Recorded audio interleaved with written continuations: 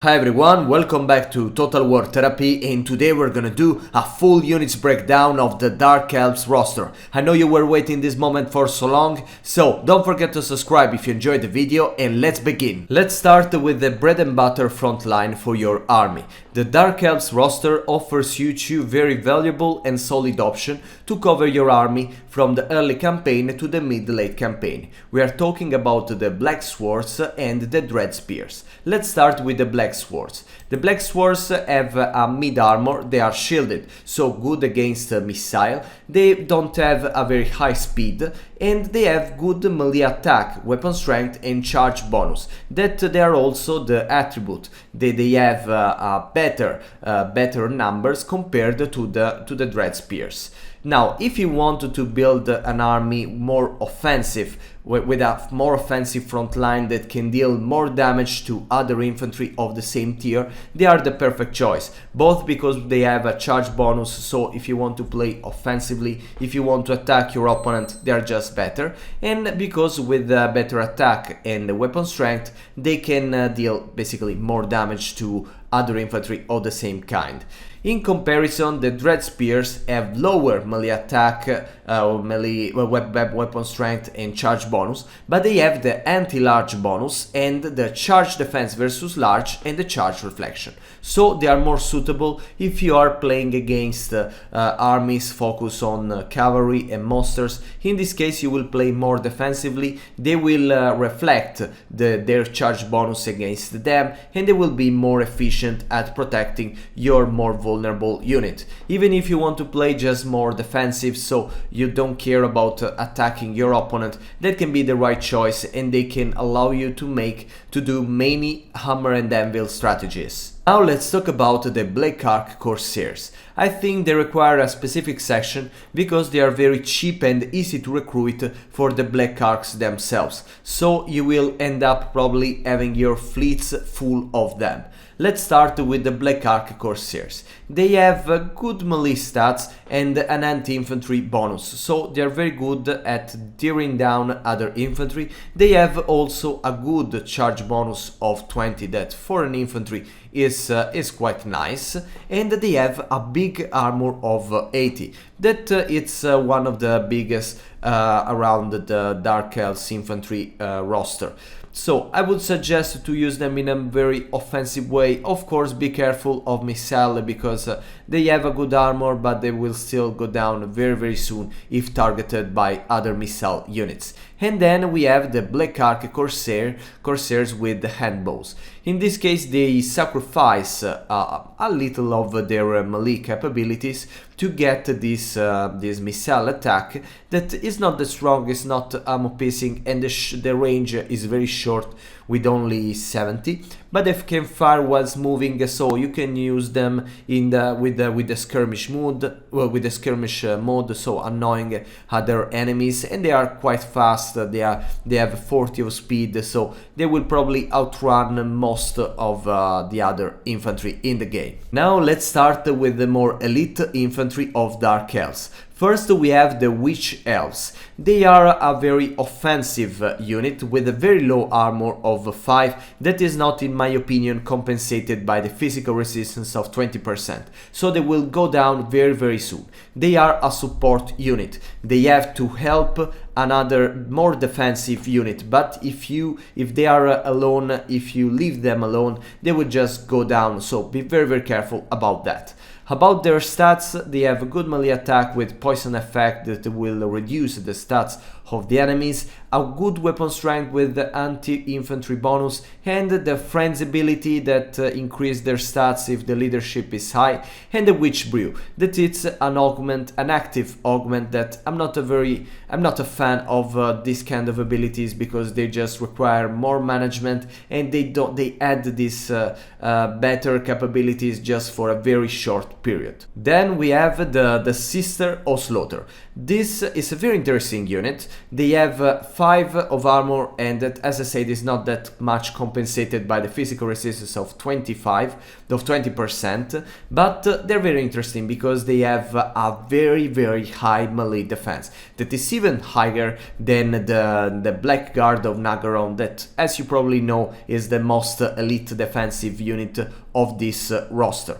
So they have 58 of melee defense, a good melee attack of 40 with poison effect, so they're even good at dealing damage, a good charge bonus, good weapon strength, they are very fast with 44 of speed, and they have an ability that, I mean, for a short time they have increased stats when they are losing and melee. So these are very recruitable units for me if you want to play like with hammer and anvil strategy, so you want to keep busy other infantry, to charge them when you're charging them around with the cavalry monsters and so on. I would really suggest to use them, but as I said, they are very low armor, so I suggest you to use them against other elite infantry, where the armor piercing damage will be wasted. But against, for example, a big army of Scaven slaves, they would just go down very soon. Now we have the Harganet Executioner. They are just the anti-infantry armor piercing very armored unit of this roster. We have many kind of these units all over the game, so they have the same rules as always. Have very good armor, so they should not care about very weak infantry. Since they have a big armor, that they sacrifice a little of speed.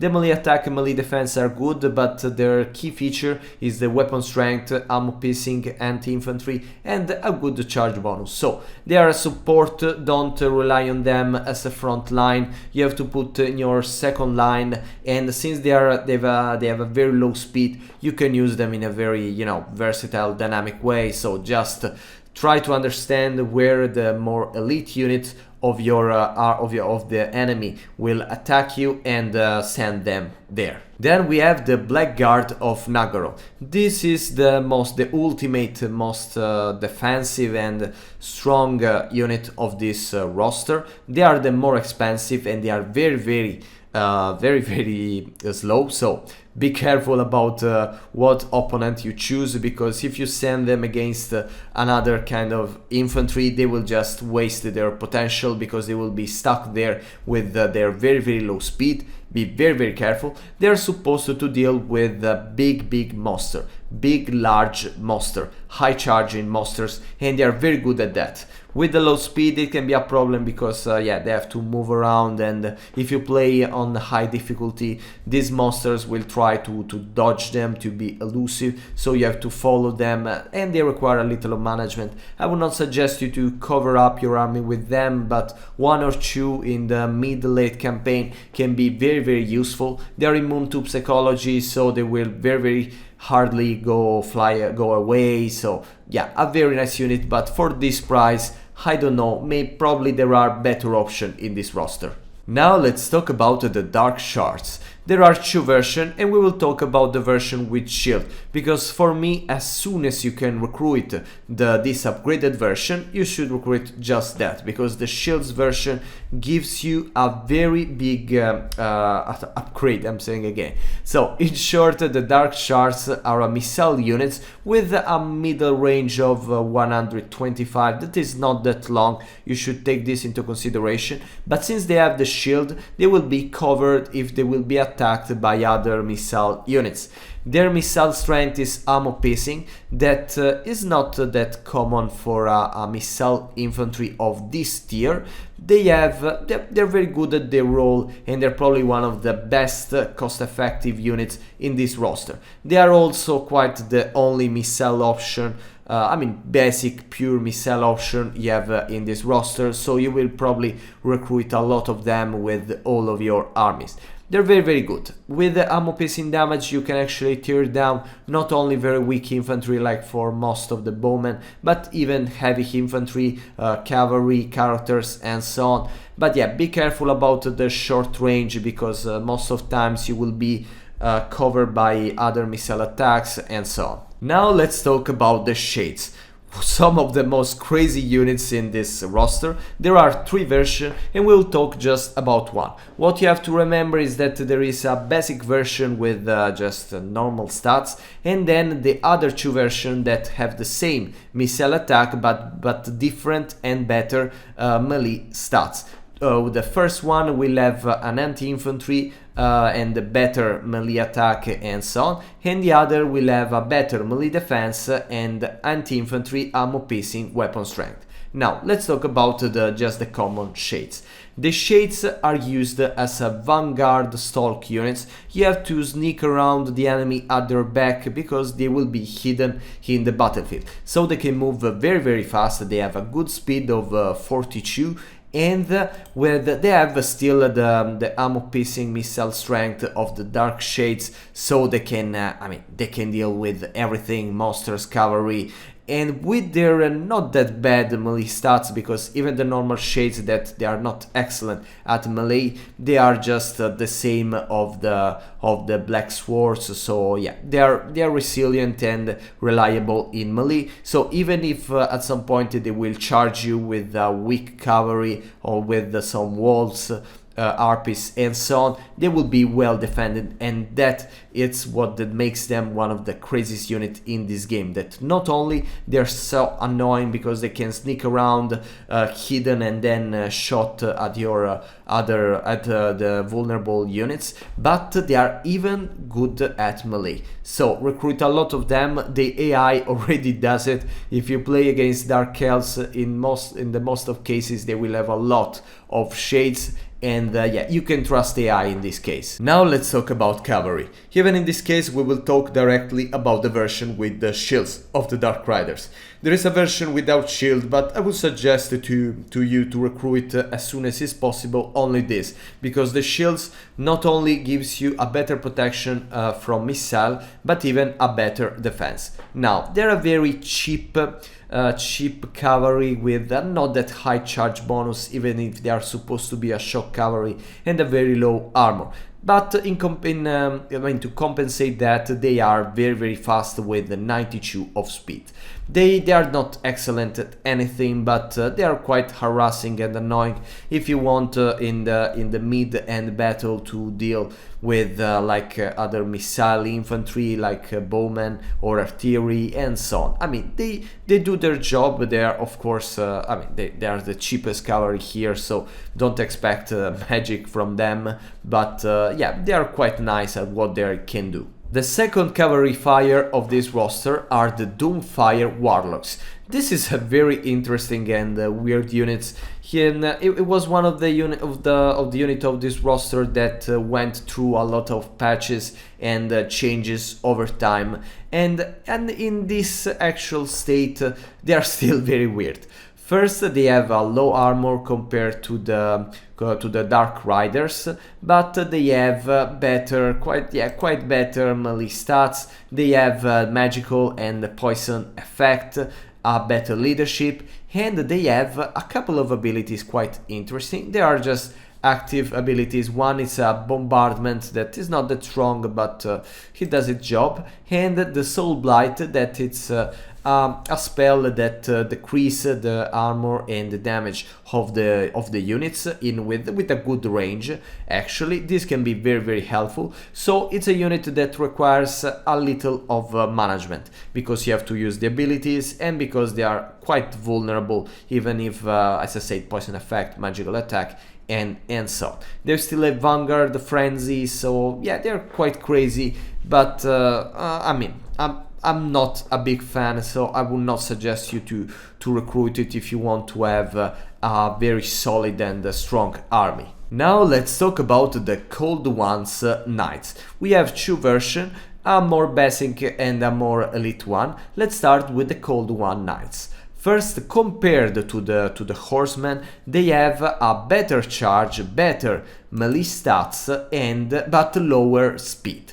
They have also a bigger armor. They are shielded in this case, And the Cold One Knights have the anti-large bonus. They cause fear also, so perfect against low leadership infantry, but they have the anti-large bonus. And this is very strong for a cavalry, because it means that can deal again with the other cavalries that will try to flank you, and they are they are the perfect anti-cavalry units of your army. I use a lot of them. This is quite for me a must to recruit in any Dark Elves army, because they are so good at their job, and yeah, you will not have any problem of other cavalry attacking and flanking you, because they will defend. Or even if you want to play offensively, you can just attack and send them against the other cavalry, and you will see the magic they can do. Now we have the Cold One Dread Knights. They are better at any stats than the Cold One Knights. They have a very better armor with the 120 that it's a lot. They're still very slow, but yeah, they are better anywhere. The point is that they are very expensive, very hard to recruit, and in my opinion sometimes they are not worthy their price, because since they are very slow and they are not specialized against other cavalry like the other Cold One Knights, you have to send them basically against other monsters or heavy infantry. But yeah, they are slow, and yeah, they are quite prioritized by other enemy missile units, for example. So they are more yeah, they cause you more problems than helping you. So I don't know. And as I say, they are very expensive, hard to recruit. So for me, they are not a good suggestion. Of course, if you don't want to spend money, if you don't have a lot of money to spend on anything. The last cavalry unit is the Dark Riders with the repeater crossbows. In this case, we have a missile horse cavalry that are very fast, still with 92. Of course, they're not that good at melee, but they have basically the same weapon of the Dark Shades with not that many ammunition, not that much ammunition, honestly. They have the Vanguard deployment. They can fire a shot. They don't have the fire whilst moving. This is important to say. So when they have to shoot, they have to stop every time. This is a very important detail. But since they are armor piercing, they can deal with most of the heavy infantry monsters, other cavalry, and so on. Just be very careful, because as I said, they have to stop every time they fire. But except that, a nice unit in your early mid campaign. Now let's talk about chariots. We have two kinds of chariots, one with the horses and one with the cold ones. Let's start with the one with the horsemen. Horses. It's called the Scourge Runner Chariots. He was added with DLC, and this basically more suitable against large units. It has this missile attack with the anti-large bonus. That honestly, it's quite effective. You don't expect that from a chariot, even if they have an anti-infantry bonus when they charge, when they attack in melee. I can tell you that if you use them against other cavalry or very little beast and monsters, they do a very nice job. So I would suggest to recruit them. Instead, if you need a more anti-infantry high charge with a better armor chariot, you have the Cold One Chariots. They have, as I say, the better armor, so if they get stuck in melee, they will be more resilient, and they have a better weapon strength, so they will deal more damage overall. The missile strength is also better, even if they don't have the anti-large bonus, and they cause fear. That is another important attribute if you want to scare low leadership infantry. Even this is a very nice option. I love to play with chariot, and I would suggest to recruit them, but just a couple. Now let's start with the beast. First we have the harpies. Harpies are a very bad unit, but at the same time they are one of the very, they are a early game flying harassing units that can be very helpful in many situations. It's very versatile. You can use it against missile infantry, archers, or even against artillery and so on. They are quite harassing. They like furies. They don't have the demonic attribute, so they don't go down them. They don't cause damage to themselves when they have a low leadership. And since they have a low leadership, they will have a low leadership at some point.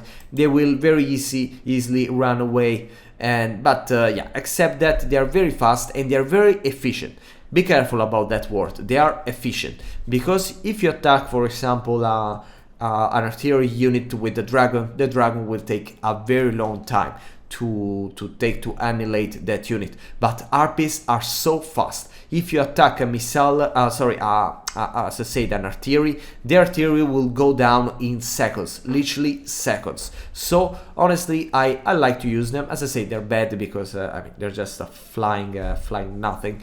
Flying little birds, but yeah, they are quite effective at their job, quite versatile. So I think that even in the late campaign you could extract a good value from them. Then we have the Manticore. The Manticore, of course, if you want to add to integrate your air fleet, that can be a nice option. It doesn't have ammo piercing damage, and this is important because it doesn't have a good armor, so it's not a tank, but it's not a damage dealer neither. You'll probably have to send it against other cavalry, other monsters, maybe some characters, but just some characters. And yeah, it causes fear, and it has a very big problem, that is the feral rage. That if in other faction you have some abilities to take care of that, with the Dark Elves, no. So it will rampage at some point for 2 times in the battle when it will lose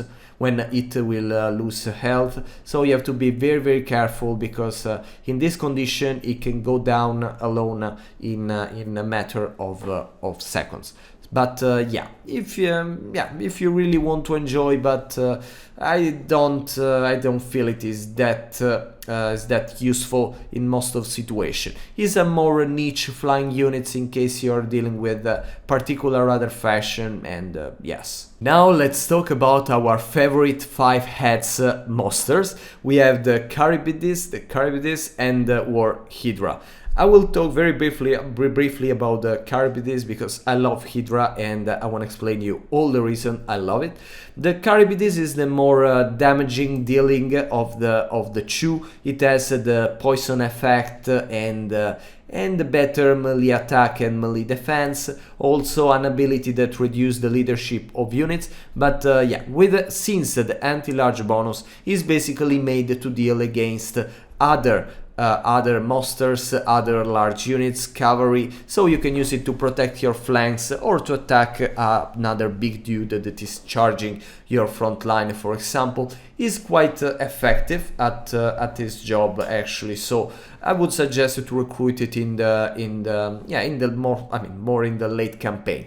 But now let's talk about the War Hydra. The War Hydra is crazy. Still armor piercing damage, lesser melee attack, defense and weapon strength, the Charybdis, but he has a breath ability, a breath fire attack that you can use just a couple of 3 times, and then it has the regeneration. That is crazy. And it's not only 1, it's 2 regeneration. So in my experience in the battlefield, you will see this unit with the health go down easier than other monsters, but at the same time they have not only the normal regeneration, but another ability called that another takes its place, that is quite reflects the history and mythology of Hydra, where you cut one of its head and another head born again. And yeah, it's basically that. And for 4 times, when the hit points will be less than 50%, they will replenish 12% of health. And this is crazy, because you will see at the beginning its health going down very soon, but then when it will reach the half, it will be just impossible to to take it down. So yeah, I just love it. It's very good. Of course, there is a cooldown to this additional regeneration, so yeah, you need to be resilient, you need to protect it, but yeah, I just love it. And then receiving the breath attack, it's tanky and whatever, amazing. Now we have the Black Dragon. This is just a dragon, so expect what you expect from a dragon. Of course, it's very good for your air fleet, better than the Manticore, because it doesn't have the Feral Rage and the Rampage. It causes terror, of course, and it has a breath ability, so I mean, like any dragon, you can fire at infantry, and this it's very strong. This kind of breath can seriously annihilate half of a unit in nothing. About the stats overall, yeah, I mean, honestly, it's just a dragon. It's very fast with the 90 of speed, good armor of 90. The melee attack and defense are quite high, but I mean, like any dragon. And the weapon strength is high with 520. Is probably, yeah, the best damage in this roster. I like to use it. Of course, it's a very expensive unit, but I mean, it's quite versatile and polyhedric. You can use it in sieges battles or against a large group of infantry, other monsters. Yeah, you have to be careful because it will be highly prioritized by your enemy, but I mean, it's quite a tough guy, so if you have money to spend, it's a good option. Now let's talk about artillery and artillery monsters. Yeah, we'll talk about the Medusa, but later, because now it's the turn of the Reaper bolt throwers. Now, the community, I think, is not that nice with this unit, while I honestly think that it's a very good option. First, it's the only pure artillery piece in this roster, so it gives you a good long range of only 350. So I mean, if you're playing against a Dwarves Empire or other faction, other defensive gunpowder faction, probably is not that good. But with its two modes, one against single entities and the other against big groups of infantry, is quite versatile. You can use it with the multiple purposes, even given the short range, and the damage is at least effective. It does what it requires to do. Honestly, I would suggest to give to any of your army at least one of them. First, to have, as I said, the range superiority, and yeah, to force your enemy to attack, so you can play defensively, in case you're like me, a fan of the defensive formation and playing. So yeah, I'm quite I like this unit. Now let's talk about the Medusa, the Blood Rack Medusa. This is another unit like, as I said, the Doomfire Warlocks that went through a lot of patches in this game. I mean, at some point they were just changing their missile attack at every patch, but in the current state it's such a powerful unit, even for its price. I mean, it's probably stronger than everything here, compared, of course, I mean, given the price. First, they have a very explosive, guys, explosive missile attack. They're just a grenade. They are magical grenade with 5 volleys that can destroy maybe not half, but more than 1/3 of the health of a unit. And they have a lot of ammunition. They have 30 ammunition. That is something so rare in this game for a missile units. So a very strong missile attack. They cause terror when they are engaged in melee, and they have also they have very nice melee stats. They are anti-large, so they are more suitable against like cavalry monsters, even some characters with mounted characters. And yeah, they're amazing. They are good at everything. They don't have a very good armor, so be careful about missile. And as I said, they are more suitable for large units. So if they are surrounded by infantry, just find a way to let them out, because otherwise they will not express their true potential. So they require a little on management, as I said, but if you do everything correctly, you will witness something insane. Then we have the Bloodwreck Shrine, that is basically the Medusa on the top of this big altar chariots. It's quite interesting. Of course, it loses a lot of its melee stats, but it gets this anti-infantry bonus instead of the anti-large, so it will be better and more resistant since it has even a better armor of 80.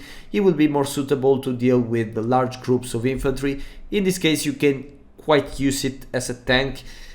Still be careful, and it's of course a support, so don't leave it alone, but he will absorb its amount of damage, and then it will fire whilst moving. That is quite interesting because you know how it works, this stuff. And they have a 2/2 aura, the aura of agony, and that increase the leadership and melee attack of your allies.